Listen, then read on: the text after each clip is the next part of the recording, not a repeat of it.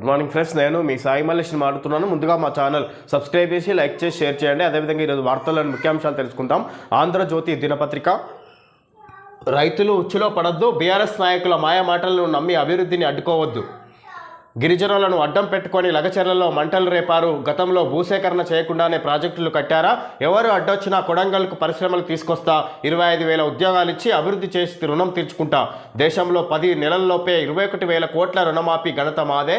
సంక్షేమ పథకాల కోసం అప్పులు తేలేదు, భూములు అమ్మలేదు. అప్పుడు వరి వేస్తే ఉరే అన్నారు, ఇప్పుడు బోనస్ ఇస్తున్నాం. పాలమూరుకు ఏటా 20,000 కోట్లు కేటాయిస్తాం. కేసీఆర్ ఎవరిని కలవలే, రేవంత్ అన్న అంటే పలుకుతున్న రైతు సదస్సు ముగింపు సభలో సీఎం రేవంత్ రెడ్డి. రైతు సదస్సులో ప్రజలకు సీఎం రేవంత్ అభివాదం. ఈ విధంగా మహబూబ్ నగర్ జిల్లాలో ఇక్కడ రైతు పండగ సందర్భంగా నిర్వహించి, ఇక్కడ సంవత్సరం గడుస్తున్న సందర్భంగా ఇక్కడ రైతు పండగ ముగింపు వేడుకల్లో పాల్గొని ఇక్కడ భారీ బహిరంగ సభ నిర్వహించిన సందర్భంగా సీఎం రేవంత్ రెడ్డి పాల్గొని మాట్లాడినట్టుగా చూసుకోవచ్చు. ఈ విధంగా సంవత్సరం గడిచిన కాలంలో ఈ విధంగా మేము రైతులు ఉచ్చులో పడద్దు, బీఆర్ఎస్ మాయమాటలు నమ్మి అభివృద్ధికి అడ్డుకోవద్దు అన్నట్టుగా ఈ విధంగా బీఆర్ఎస్ ఉద్దేశించి మాట్లాడుతున్నట్టుగా చూసుకోవచ్చు. ఈ విధంగా గత 10 ఏళ్లలో కేసీఆర్ ఎవరిని కలవలేదు, నేను రేవంత్ అన్న అంటే కలుస్తున్నా అన్నట్టుగా సీఎం రేవంత్ రెడ్డి చెప్పుకోవచ్చు. ఈ విధంగా ఇక్కడ పాలమూరులో ఎలాగైనా అభివృద్ధి చేసి తీరుతా, యువతకు 20,000 పైగా ఉద్యోగ అవకాశాలు కల్పించి తీరుతా అన్నట్టుగా చెప్పుకొస్తారు. ఎవరు ఎన్ని అడ్డంకులు వేసినా కూడా మేము అభివృద్ధిని ఆపకుండా అభివృద్ధి చేసి తీరుతామన్నట్టుగా చెప్పుకొస్తారు సీఎం రేవంత్ రెడ్డి. 25,000 ఉద్యోగాలు ఇచ్చి అభివృద్ధి చేసి రుణం తీర్చుకుంటా. దేశంలో 10 నెలల్లోపే 21,000 కోట్ల రుణమాఫీ ఘనత మాదే. సంక్షేమ పథకాల కోసం అప్పులు తేలేదు, భూములు అమ్మలేదు. విధంగా అప్పుడు వరి వేస్తే ఉరి అన్న కేసీఆర్ ఇప్పుడు మేము పంటకు 500 రూపాయల బోనస్ ఇస్తున్నాం అన్నట్టుగా చెప్పుకొచ్చారు. ఈ విధంగా ఇక్కడ అప్పులు తేలేదు, భూములు అమ్మలేదు, సంక్షేమ పథకాల అమలు కోసం ఈ విధంగా రుణమాఫీ ఘనత మాదే. ఈ విధంగా ఏకకాలంలో రుణమాఫీ చేసి తీరినాం అన్నట్టుగా సీఎం రేవంత్ రెడ్డి చెప్పుకొస్తారు. ఈ విధంగా రైతులు బీఆర్ఎస్ పన్నిన ఉచ్చులో పడద్దు, రైతులు బీఆర్ఎస్ పనిన ఉచ్చులో పడొద్దని ఆ పార్టీ నేతలు చెప్పే మాయమాటలు నమ్మి కేసుల పాలు కావద్దని ముఖ్యమంత్రి రేవంత్ రెడ్డి సూచించారు. భూసేకరణ చేయకుండా పరిశ్రమల ఏర్పాటు ఎలా జరుగుతుందని ప్రశ్నించారు. చరిత్రలో ఎక్కడా భూసేకరణ చేయనట్లుగా బీఆర్ఎస్ నేతలు మాట్లాడుతున్నారని విమర్శించారు. వారి హయాంలో మల్లన్న సాగర్, కొండపోచమ్మ సాగర్కు భూసేకరణ చేయలేదా అని నిలదీశారు. ఆ సమయంలో తాము కూడా ఇలాగే దాడులు చేసేలా ప్రజలను రెచ్చగొడితే ప్రాజెక్టులు కట్టేవారా అని మండిపడ్డారు. అధికారంలోకి వచ్చిన 10 నెలల్లోపే 21,000 కోట్ల రుణమాఫీ చేసిన ఘనత దేశంలో తమకే దక్కిందన్నారు. శనివారం మహబూబ్ నగర్ సమీపంలోని అమిస్తాపూర్ వద్ద 3 రోజులుగా జరుగుతున్న రైతు పండుగ ముగింపు ఉత్సవాలకు సీఎం రేవంత్ రెడ్డి ముఖ్య అతిథిగా హాజరయ్యారు. వివిధ కారణాల వల్ల పెండింగ్లో ఉన్న 2 లక్షల రుణమాఫీ కింద 2,747 కోట్లను విడుదల చేశారు. భూతూర్పు మండలం తాటిపర్తి గ్రామానికి చెందిన రైతులకు లాంఛనంగా విధంగా 4వ విడత 2,747 కోట్ల రుణమాఫీ. సీఎం రేవంత్ రెడ్డి మహబూబ్ నగర్ జిల్లా ఇక్కడ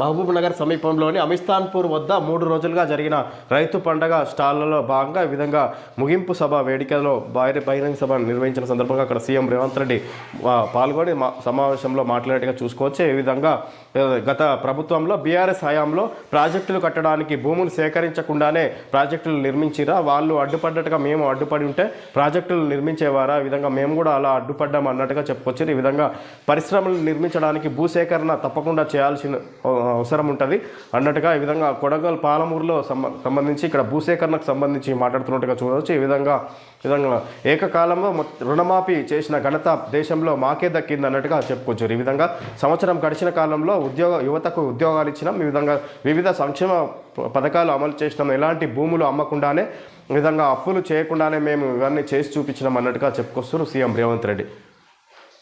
54,000 కోట్లతో రైతుల జీవితాల్లో వెలుగు. నిరుడు ఇదే రోజు మార్పు కోసం ఓటేశారు, ఆ ఓటే రైతన్న చరిత్ర తిరగరాసింది సీఎం రేవంత్ రెడ్డి.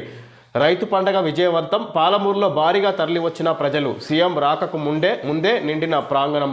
కాంగ్రెస్ పార్టీ శ్రేణుల్లో ఉత్సాహం. 54,000 కోట్లతో రైతుల జీవితాల్లో వెలుగు. నిరుడు ఇదే రోజు మార్పు కోసం ఓటేశారు, ఆ ఓటే రైతన్న చరిత్ర తిరగరాసింది సీఎం. రైతు పండుగ విజయవంతం, పాలమూరులో భారీగా తరలివచ్చిన ప్రజలు. సీఎం రాకకు ముందే నిండిన ప్రాంగణం. కాంగ్రెస్ పార్టీ శ్రేణుల్లో ఉత్సాహం. విధంగా 54,000 కోట్లతో రైతుల జీవితాల్లో వెలుగు. నిరుడు ఇదే రోజు మార్పు కోసం ఓటేశారు. ఈ విధంగా ఈ సంవత్సరం గడుస్తున్న సందర్భంగా నిరుడు ఇదే రోజు మార్పు కోసం ఓటేశారు, ఆ ఓటే రైతుల జీవితాలను మార్చింది అన్నట్టుగా రైతన్న చరిత్ర తిరగరాసిందని సీఎం మాట్లాడుతున్నట్టుగా చూసుకోవచ్చు. ఈ విధంగా రైతులకు బోనస్ అదేవిధంగా రుణమాఫీ జరిగింది అన్నట్టుగా ఇక్కడ రైతులకు మేలు చేసినామన్న ఉద్దేశంతో సీఎం ఈ విధంగా మాట్లాడుతున్నట్టుగా చూసుకోవచ్చు. ఈ విధంగా సీఎం సభకు రాకముందే ప్రాంగణం అంతా జనాలతో నిండిపోయింది అన్నట్టుగా చెప్పుకోవచ్చు. కాంగ్రెస్ శ్రేణుల్లో ఉత్సాహం నెలకొంది. ఈ విధంగా అధిక మొత్తంలో జనాలు రావడంతో అన్నట్టుగా ఇక్కడ చూడొచ్చు. లగచెర్లలో పారిశ్రామిక పార్కు రైతుల ఆమోదంతోనే భూసేకరణ ప్రకటన జారీ, నోటిఫికేషన్లో ప్రభుత్వం స్పష్టత, మంచి ప్యాకేజ్. లగచెర్లలో పారిశ్రామిక పార్కు, ఇది ఫార్మా ఇండస్ట్రీని అక్కడి నుంచి పరిశ్రమలు అక్కడ ఏర్పాటు చేయకుండా పారిశ్రామిక పార్కు అంటే అక్కడ ఫార్మా కంపెనీ కాకుండా ఇతర పరిశ్రమలను ఏర్పాటు చేస్తామన్నట్టుగా చెప్పుకొస్తారు. ప్రజల మద్దతుతోనే అనుమతితోటే అక్కడ భూసేకరణ చేపడుతున్నామన్నట్టుగా చెప్పుకొస్తారు. ఇక్కడ ప్రభుత్వం నోటిఫికేషన్లో ప్రభుత్వం స్పష్టత, మంచి ప్యాకేజీ. విధంగా భూమి అయితే ఎవరైతే ఇస్తున్నారో వాళ్ళకు అధిక మొత్తంలో ఇస్తున్నట్టుగా మార్కెట్ రేటే కట్టిస్తున్నట్టుగా కూడా చెప్పుకొచ్చారు. అదేవిధంగా కృష్ణా బోర్డును పట్టించుకోవద్దు, 1005 టీఎంసీల్లో రాష్ట్రానికి 70% దక్కాలి, అధికారులు ట్రిబ్యునల్ ఎదుట గట్టిగా వాదించండి. శ్రీశైలంలో టెలిమెట్రీ యంత్రాలు, సీఎం రేవంత్ రెడ్డి. కృష్ణా బోర్డును పట్టించుకోవద్దు, 1005 టీఎంసీల్లో రాష్ట్రానికి 70% దక్కాలి, అధికారులు ట్రిబ్యునల్ ఎదుట గట్టిగా వాదించండి. శ్రీశైలంలో టెలిమెట్రీ యంత్రాలు, సీఎం రేవంత్ రెడ్డి. ఈ విధంగా కృష్ణా బోర్డును ఎవరు పట్టించుకోవద్దు, 1005 టీఎంసీల్లో రాష్ట్రానికి 70% దక్కాలి, నీటి శాఖ అధికారులు ట్రిబ్యునల్ ఎదుట గట్టిగా వాదించండి. శ్రీశైలంలో టెలిమెట్రీ యంత్రాలు పెట్టి నీటిని తరలిస్తారంటే రాష్ట్రానికి. ఈ విధంగా సీఎం రేవంత్ రెడ్డి చెప్పుకొచ్చినట్టుగా చూడవచ్చు. టీజీపీఎస్సీ చైర్మన్గా బుర్రా వెంకటేశం, బీసీ ఐఏఎస్ అధికారికి అవకాశం, 5 ఏళ్లకు పైగా కొనసాగే ఛాన్స్, స్పెషల్ సిఎస్ పదోన్నతితో వీడుకోలు.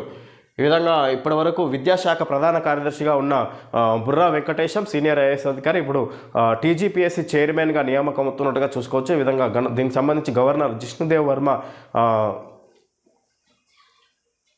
దీనికి ఉత్తర్వులు జారీ చేసినట్టుగా చూసుకోవచ్చు. బుర్రా వెంకటేశంని 317 జీవో సమస్యల పరిష్కారానికి సర్కారు పచ్చజెండా, 317 జీవో సమస్యల పరిష్కారానికి సర్కారు పచ్చజెండా. దంపతులు ఆరోగ్య కారణాలు పరస్పర బదిలీలకు ఓకే. విధంగా G17 జీవో సమస్యల పరిష్కారానికి ప్రభుత్వం గ్రీన్ సిగ్నల్ ఇచ్చినట్టుగా చూసుకోవచ్చు. దంపతులు ఆరోగ్య కారణాలు పరస్పర బదిలీలకు ఓకే.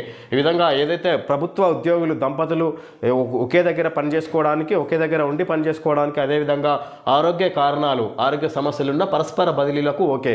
వాళ్ళు ఇష్టమున్న చోట బదిలీ చేసుకునే అవకాశం ఉన్నట్టుగా చూసుకోవచ్చు. ప్రభుత్వ ఉద్యోగులకు సంబంధించి 317 సవరణకు ప్రభుత్వం మద్దతు ఇచ్చినట్టుగా చూసుకోవచ్చు. ఏడాది పాలన ఎటు, తెలంగాణలో రేవంత్ రెడ్డి నాయకత్వంలో కాంగ్రెస్ ప్రభుత్వం ఏర్పడి ఏడాది అవుతుంది. పార్టీ పరంగా రేవంత్ జాగ్రత్తలు తీసుకుంటున్నప్పటికీ ప్రభుత్వ పరంగా ప్రజల్లో అసంతృప్తి తలెత్తకుండా జాగ్రత్తలు తీసుకోవడంలో కొంత విఫలమయ్యారని మాత్రం చెప్పవచ్చు. కాంగ్రెస్ పార్టీ అలవికాని హామీలు ఇచ్చింది. రాష్ట్ర ఆర్థిక పరిస్థితి కేసీఆర్ ఉన్నప్పుడే క్షీణించింది. దీంతో పాత పథకాలతో పాటు కొత్త పథకాల అమలుకు నిధుల కొరత ఏర్పడింది. ఈ విధంగా ఏడాది పాలన ఎటు అన్నట్టుగా ఇక్కడ ఆంధ్రజ్యోతి ఎండి రాధాకృష్ణ ఆయన మాటల్లో తెలియజేస్తున్నట్టుగా చూసుకోవచ్చు. ఈ విధంగా ఆయన సంక్షేమ పథకాలు అమలు చేస్తున్నా అని చెప్పుకుంటున్నప్పటికీ ప్రజల్లో మాత్రం కొంత వ్యతిరేకత వస్తున్నట్టుగా చెప్పుకోవచ్చు అన్నట్టుగా ఈ విధంగా ఈయన చెప్తున్నట్టు చూడొచ్చు. ఈ విధంగా పథకాల అమలులో కొంత నిధులు కొరత ఏర్పడింది అన్నట్టుగా చెప్పుకొస్తారు. పాత ప్రభుత్వం అమలు చేసిన పథకాలను కొనసాగిస్తూ కొత్త పథకాల అమలుకు పూనుకుంటే ప్రజలు హర్షిస్తారు. కానీ అమలులో ఉన్న పథకాలను నిలిపివేసి కొత్తగా ఎన్ని పథకాలు అమలు చేసినా ప్రజలు సంతృప్తి చెందరన్న మౌలిక సూత్రాన్ని సీఎం రేవంత్ విస్మరించారు. అందుబాటులో ఉన్న నిధులన్నింటినీ రుణమాఫీకి మళ్లించడం వల్ల పాత పథకాలకు నిధుల కొరత ఏర్పడింది. ఫలితంగా రైతు భరోసా వంటి పథకాల అమలు నిలిచిపోయింది. ఈ విధంగా రైతు బంధు ఇచ్చే పాత పథకాలను ఆపేసి కొత్తగా పథకాల కోసం ఇక్కడ రైతు రుణమాఫీ కోసమే ఉన్న నిధులన్నీ కేటాయిస్తే ఈ విధంగా ప్రజల్లో వ్యతిరేకత ఎదురైతుంది అన్నట్టుగా చెప్పుకొచ్చారు ఆంధ్రజ్యోతి ఎండి రాధాకృష్ణ. కాంగ్రెస్ ప్రభుత్వంపై ప్రజలు పెదవి విరవడానికి పెన్షన్ల పెంపు వంటి హామీలతో పాటు అభివృద్ధి పథకాల అమలు నిలిచిపోవడం కూడా కారణంగా కనిపిస్తుంది. అనేక నీటి ప్రాజెక్టులు నిధుల కొరతతో నిలిచిపోయాయి. ప్రభుత్వ నిర్ణయాల వల్ల రియల్ ఎస్టేట్ రంగము మందగించింది. రేవంత్ సీఎం అయిన కొత్తలో ఆయనకు ప్రజల్లో మంచి స్పందనే వచ్చింది. ప్రభుత్వాది నేతగా నిర్ణయాలు తీసుకునే ముందు 1కి 10 సార్లు ఆలోచించాలన్న ప్రాథమిక సూత్రాన్ని విస్మరించడంతో విమర్శలను కొని తెచ్చుకుంటున్నారు. క్షణాల్లో అద్భుతాలు సృష్టించలేమన్న వాస్తవాన్ని గ్రహించాలి. లక్ష్యం ఎంత మంచిదైనా ఎంచుకునే మార్గం కూడా ఉన్నతంగా ఉండాలి. ఈ విధంగా కాంగ్రెస్ ప్రభుత్వంపై ప్రజలు పెదవి విరవడానికి పెన్షన్ల పెంపు వంటి హామీలతో పాటు ప్రభుత్వ పథకాల అమలు నిలిచిపోవడం కూడా కారణంగా కనిపిస్తుంది. అనేక నీటి ప్రాజెక్టులు నిధుల కొరతతో నిలిచిపోయాయి. ప్రభుత్వ నిర్ణయాల వల్ల రియల్ ఎస్టేట్ రంగము పడిపోయింది. ప్రభుత్వం ఏర్పడిన కొత్తలో కొద్దిగా సానుకూలత ఉండే ప్రజల్లో రేవంత్పై. ఈ విధంగా ఆయన నిర్ణయాల వల్ల ఈ విధంగా ప్రజల్లో వ్యతిరేకత మొదలైంది. ఈ విధంగా పాత పథకాలన్నీ నిలిచిపోవడంతో పెన్షన్ల పెంచుతానన్న పెన్షన్లను యథావిధిగా ఉంచడం, అదేవిధంగా ఉన్న పాత పథకాలు అన్నీ పెండింగ్లో ఉండిపోవడం వల్ల ఈ విధంగా ప్రజల్లో తీవ్ర వ్యతిరేకత ఎదురవుతుంది. అదేవిధంగా రియల్ ఎస్టేట్ రంగం పూర్తిగా పడిపోయింది ఆయన నిర్ణయాల వల్ల. ఏకకాలంలో లక్ష్యం మంచిదైనా దానికి తగ్గట్టు నిర్ణయాలు తీసుకోవాలన్నట్టుగా చెప్పుకొస్తారు ఈయన రాధాకృష్ణ. ముఖ్యమంత్రి రేవంత్ తన భాషను కూడా మార్చుకోవాలి. ప్రతిపక్షంలో ఉన్నప్పుడు వాడిన భాషనే ఇప్పుడు కూడా వాడితే ప్రజలు హర్షించారు. తాను ఇప్పుడు ముఖ్యమంత్రిని అన్న విషయం మర్చిపోయి భాష విషయంలో కేటీఆర్తో పోటీ పడటం, సవాళ్ళు విసురుకోవడం తన స్థాయిని తగ్గించుకోవడమే అవుతుంది. ఈ విధంగా ముఖ్యమంత్రి తన భాషను మార్చుకోవాలి. ప్రతిపక్షంలో ఉన్నప్పుడు మాట్లాడిన భాషనే ఇప్పుడు కంటిన్యూ చేస్తున్నారు. ఈ విధంగా కేటీఆర్కు తీవ్రంగా స్పందిస్తూ అదే భాషను కొనసాగిస్తున్నారు. అది ముఖ్యమంత్రి స్థాయికి తగ్గట్టుగా లేదన్నట్టుగా చెప్పుకొస్తారు రాధాకృష్ణ. రేవంత్ తన ఏడాది పాలనను సమీక్షించుకొని లోపాలను సరిదిద్దుకోవడానికి ఇదే సరైన సమయం. కాంగ్రెస్ ప్రభుత్వానికి ఇంకా 4 ఏళ్ల గడువు ఉంది. ప్రభుత్వంపై ప్రజల్లో కొంతమేర అసంతృప్తి ఉంది, కానీ వ్యతిరేకత మాత్రం ఏర్పడలేదు. రేవంత్ ప్రభుత్వం అన్ని రంగాల్లోనూ విఫలమైందని, ప్రభుత్వంపై ప్రజల్లో తీవ్ర వ్యతిరేకత ఏర్పడిందని, తమ పాలన కోసం ప్రజలు ఎదురుచూస్తున్నారని కేసీఆర్ అండ్ కో భావిస్తున్నారు. కానీ క్షేత్రస్థాయిలో అంత సీన్ లేదు. గ్రామీణ ప్రాంతాల్లో బీఆర్ఎస్ నాయకులపై కోపం ఇంకా తగ్గలేదు. ఈ విధంగా రేవంత్ తన ఏడాది పాలనపై సమీక్షించుకోవాలి. ఇదే సరైన సమయం. ఇంకా ప్రభుత్వానికి 4 సంవత్సరాల సమయం ఉంది.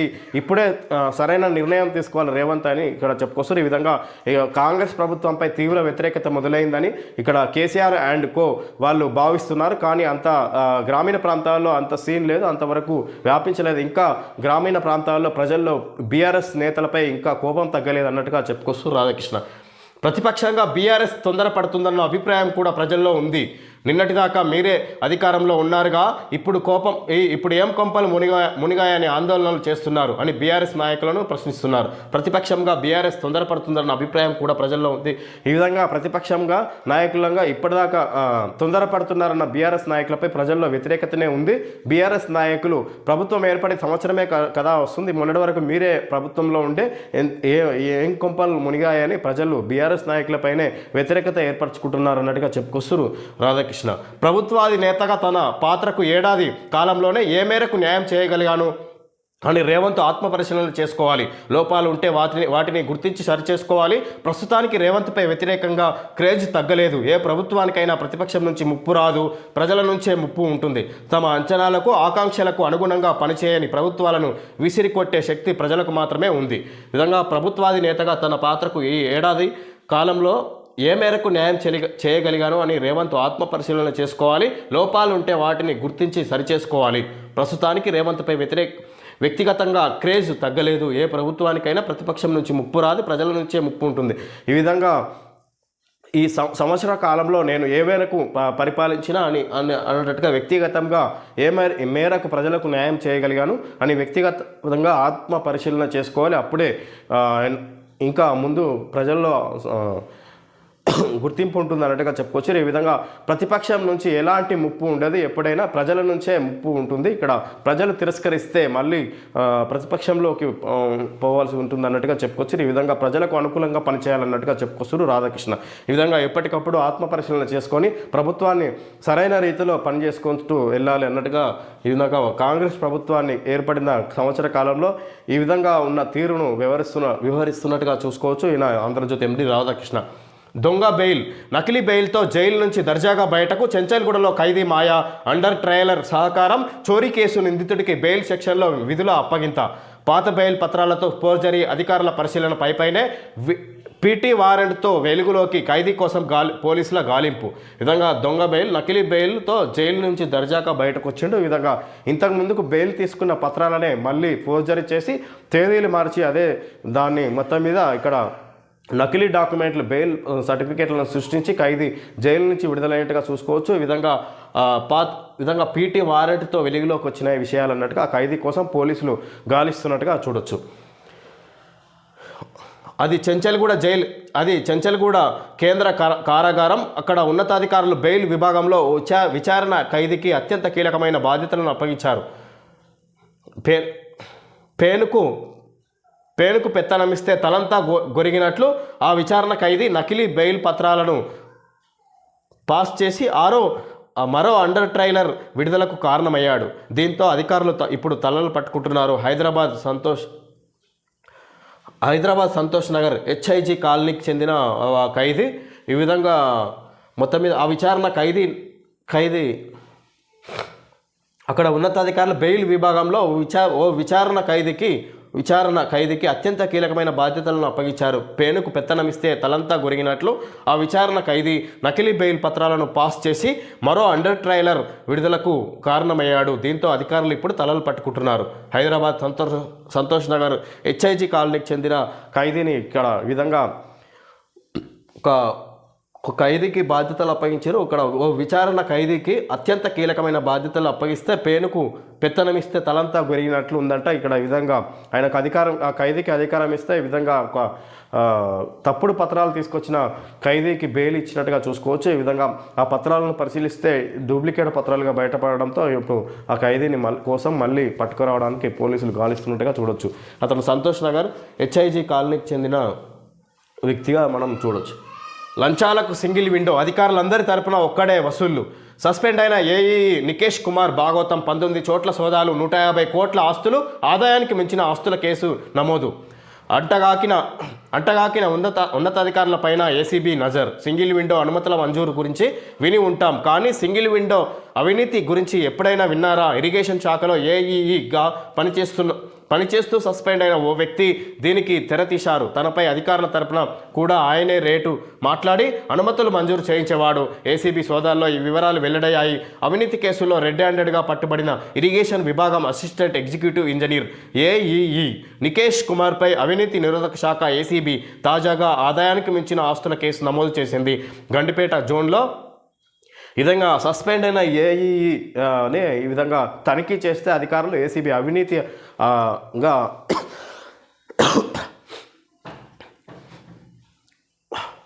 నిరోధక శాఖ ఏ విధంగా ఆదాయానికి మించి ఆస్తుల కేసు నమోదు చేసింది. ఈ విధంగా ఆదాయానికి మించి ఆస్తులను కేసు నమోదు చేసి ఏసీబీ అధికారులు దాడి చేసినట్టుగా చూసుకోవచ్చు. సోదాలు నిర్వహిస్తే ఇది అత్యంతంగా భారీ ఎత్తున కుంభకోణం జరిగినట్టుగా చూసుకోవచ్చు. ఈ విధంగా ఇతర అధికారులు ఇచ్చే అనుమతులు కూడా ఈయననే సొంత నిర్ణయాలు తీసుకొని ఇచ్చేవాడు. ఈ విధంగా ఏదైతే బఫర్ జోన్ FTL ప్రభుత్వ భూములన్నింటినీ ప్రైవేటు వ్యక్తులకు అప్పగించడంలో ఈయన ముందుండి పనిచేసేవాడు. ఈ విధంగా అక్రమ బాటలో సంపాదించినట్టుగా చూసుకోవచ్చు. ఈ విధంగా ఏసీబీ శాఖ వీరిపై సోదాలు నిర్వహించి మొత్తం మీద అరెస్ట్ చేసినట్టుగా చూడొచ్చు.